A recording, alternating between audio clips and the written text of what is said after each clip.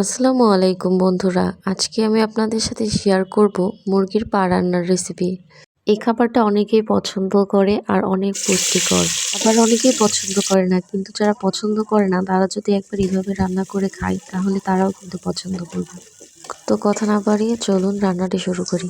প্রথমে আমি পাতিলে নিয়ে নিয়েছিলাম রান্নার রেগুলার তেল। এর মধ্যে দিয়ে দিয়েছি গরম মশলা, পেঁয়াজ কুচি, লবণ, তেজপাতা, দিয়ে দিয়েছিলাম আদা রসুন বাটা আর দিয়ে দিয়েছিলাম জিরা বাটা।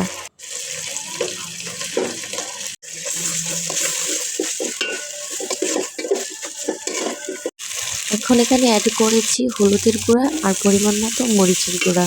মরিচের গুঁড়ার পরিমাণটা আমি একটু বেশি করে দিয়েছি যেন খেতে এটা অনেক বেশি মজা হয়। আর এটা হালকা পানি দিয়ে কষিয়ে নিলাম।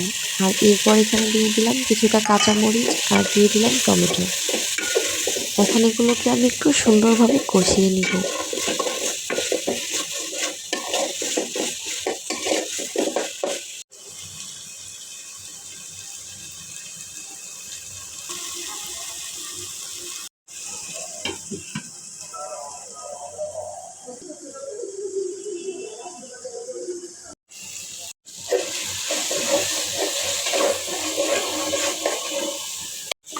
আমার মশলা কষানো শেষ। এখন দিয়ে দিলাম আগে থেকে ধুয়ে রাখা মুরগির পাগুলো, যেগুলো আমি গরম পানি দিয়ে আগে পরিষ্কার করে রেখেছিলাম।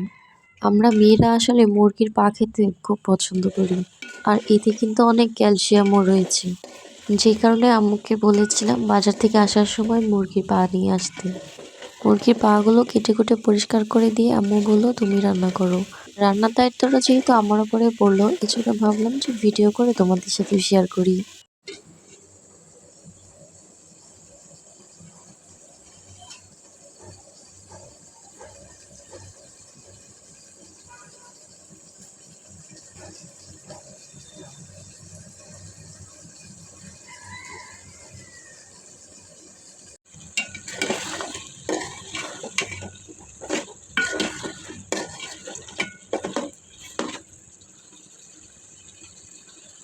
পাগুলো কষানো হয়ে গেলে এর মধ্যে আমি কিছুটা আলু এবং গাজর দিয়ে দিলাম যেন ঝোলটা একটু গাঢ় হয় এবং খেতেও কিন্তু বেশ মজা লাগবে।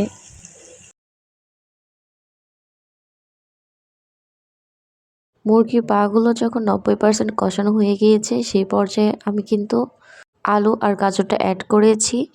যেহেতু আলু আর গাজর খুব সহজেই গলে যাবে, এই জন্য এই পর্যায়ে আমি অ্যাড করে নিয়েছি।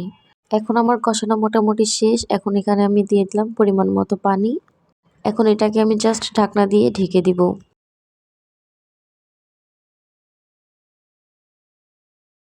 তরকারিতে যখন বলক উঠে এসেছে সেই পর্যায়ে আমি একটু নাড়া দিয়ে দিলাম, আর এই পর্যায়ে আমি একটু নুন ঝালের পরিমাণটা টেস্ট করে নিলাম। আপনারাও একটু টেস্ট করে দেখবেন যে এখানে লবণ আর মরিচের পরিমাণটা ঠিক আছে কিনা। এখন আমি টেস্ট করা শেষে ঢাকনা দিয়ে আরেকটু দমে রেখেছিলাম। এই তো রেডি জুসি অ্যান্ড স্পাইসি মুরগির পা রান্না।